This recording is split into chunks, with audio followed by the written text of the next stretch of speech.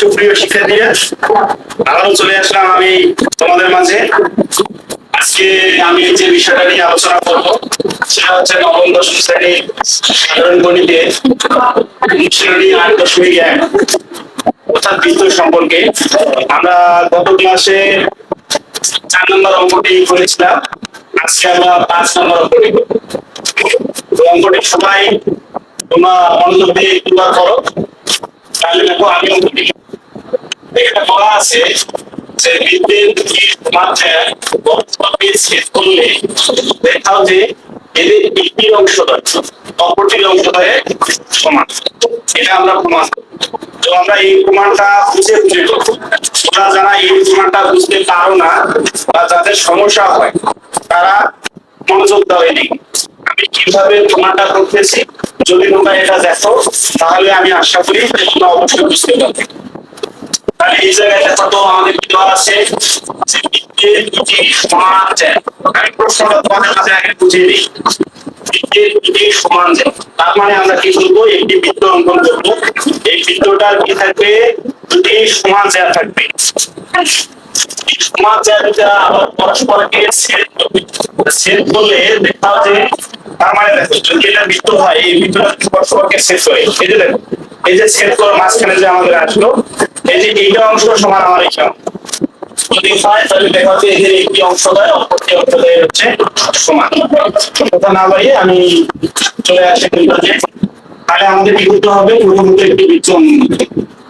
তাহলে এটা হচ্ছে কি এই বৃত্তটা হচ্ছে আমাদের কি কেন্দ্র বিশিষ্ট একটি বৃত্ত।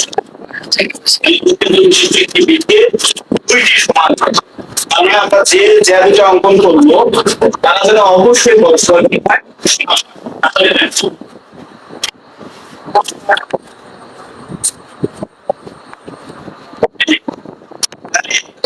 A B and আমাদের কি C মানে AB এবং C সমান দুটি যে এটা দেখো পরস্পর একটা বিন্দুতে ছেদ করবে। এই জায়গাতে আমরা সেই ছেদবিন্দুটার নাম দিলাম হচ্ছে কি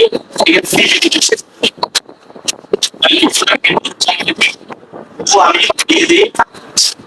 এখন তার মানে আমাদের প্রমাণ করতে হবে যে এই যে এবি ইকুয়াল সিপি আর বিপি ইকুয়াল ডিপি, ঠিক আছে। তাহলে এটা প্রমাণ করার জন্য আমাদের একটু অঙ্কনের কাজ করতে হবে। সেই অঙ্কনের কাজটা আমরা কিভাবে করবো, এই যে আমরা বর্গমা বি যোগ করার পরে এবি অর্থাৎ দুই থেকে আমি কি করবো, দুই থেকে একটি লম্ব অঙ্কন করবো। এটার উপর লম্ব দিলাম, এটার নাম হচ্ছে ই আর এটার নাম দিলাম হচ্ছে কি।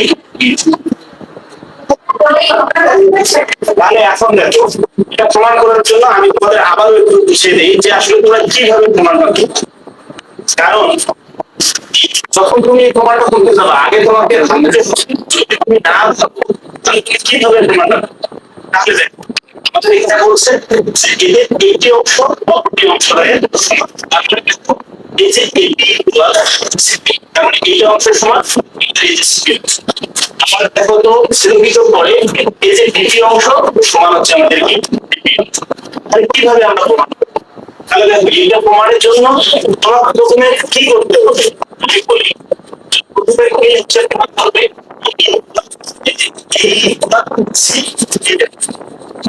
তারপরে দেখো এইটার আমরা দুটো চিত্র দেখতে পাচ্ছি। এই দুটো চিত্রের মধ্যে আমরা প্রমাণ করবো যে বি ইকুয়াল সি।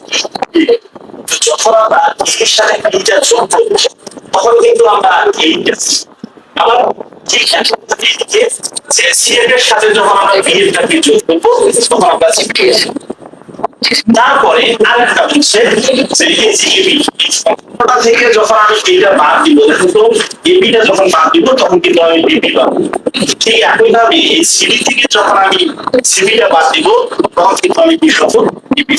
তাহলে এটা সমান করলে শুদ্ধ হবে। দেখো আমি প্রমাণ করি। তাহলে এখানে বিশেষ নির্বাচনটা কি হবে দেখো তো, বিশেষ নির্বাচন। তাহলে বিশেষ নির্বাচন হচ্ছে দেখো অনেকগুলি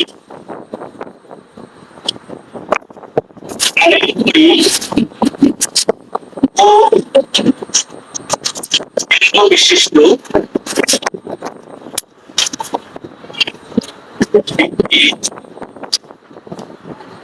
এবি ও সিডি দুটি সমান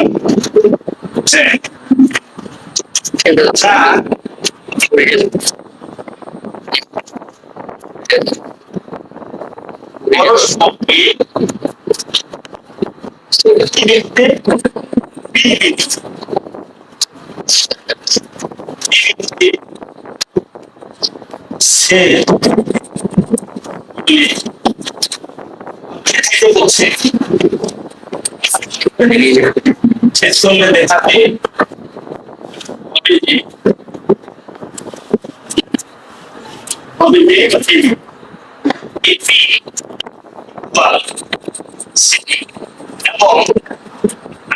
আছে একটা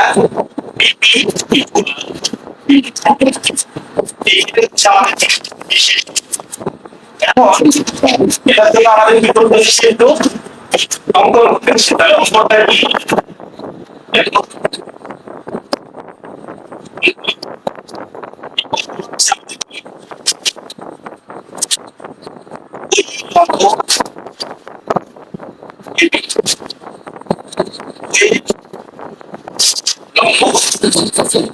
সিরিয়া এবং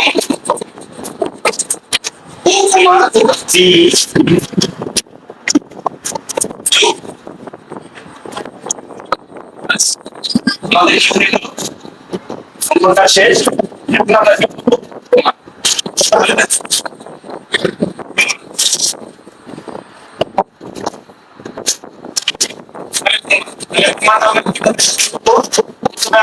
বলবো যে এই হচ্ছে আমাদের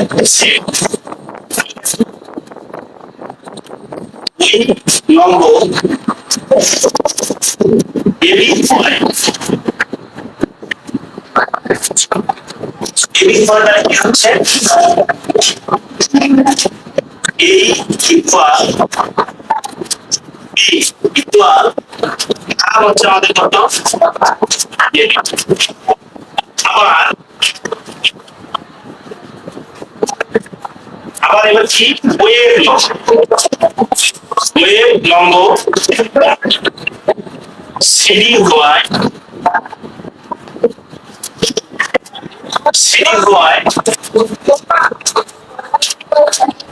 CA equal DA equal half CD তাহলে এটা পাইলাম এখন দেখো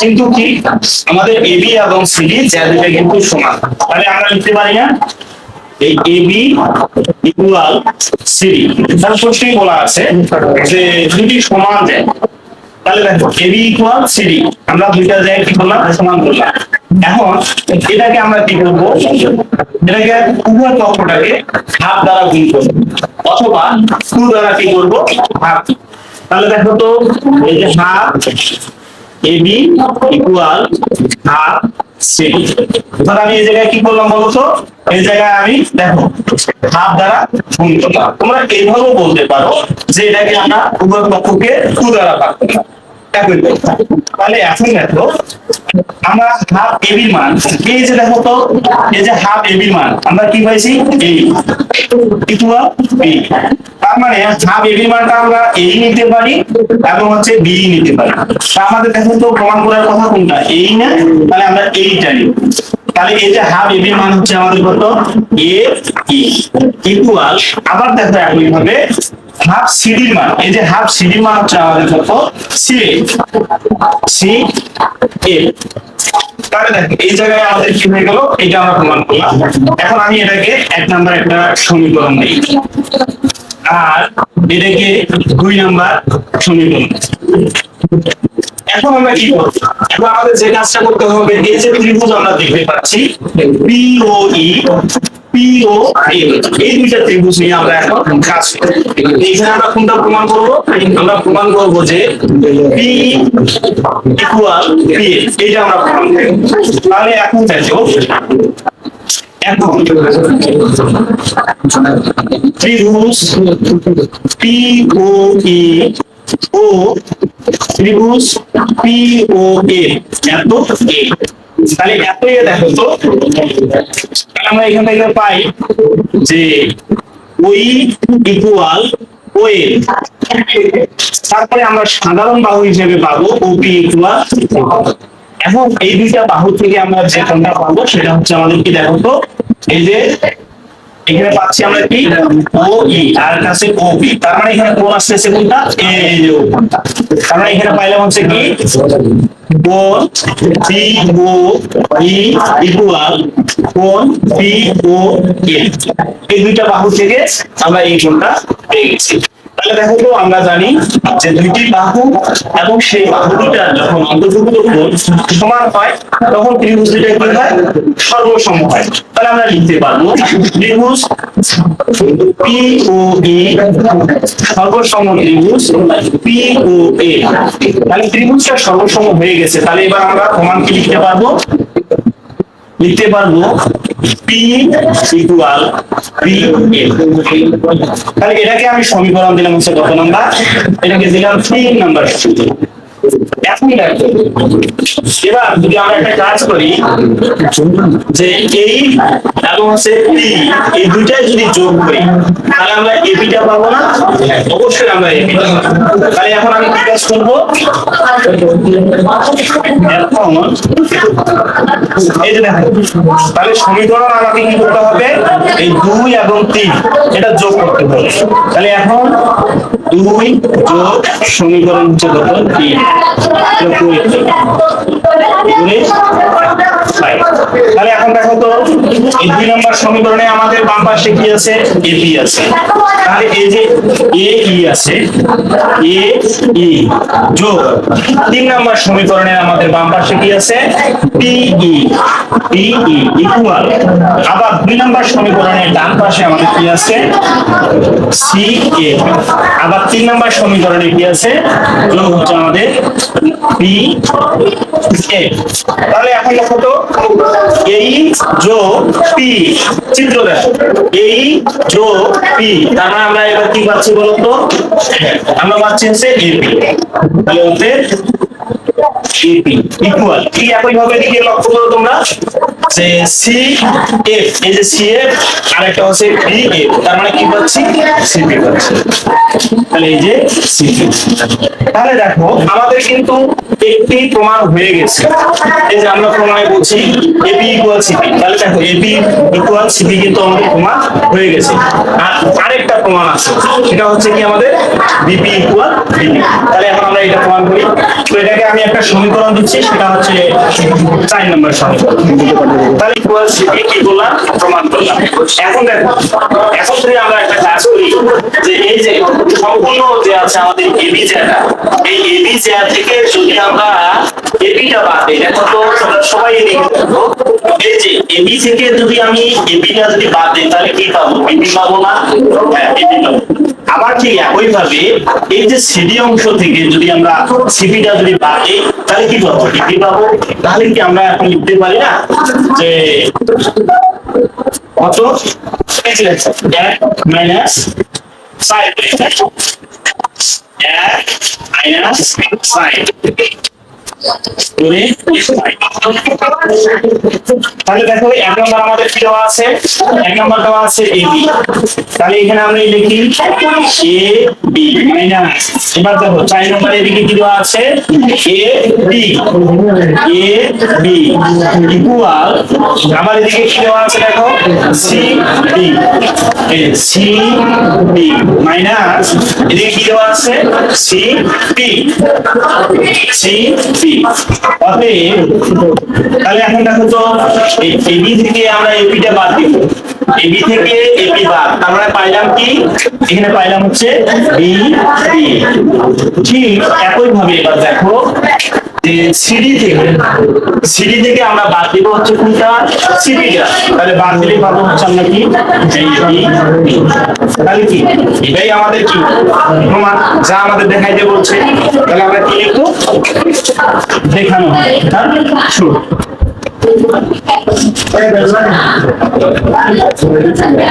তো ঠিক আছে শিক্ষার্থী বন্ধুরা, আবারও দেখা হবে অন্য কোনো ক্লাসে।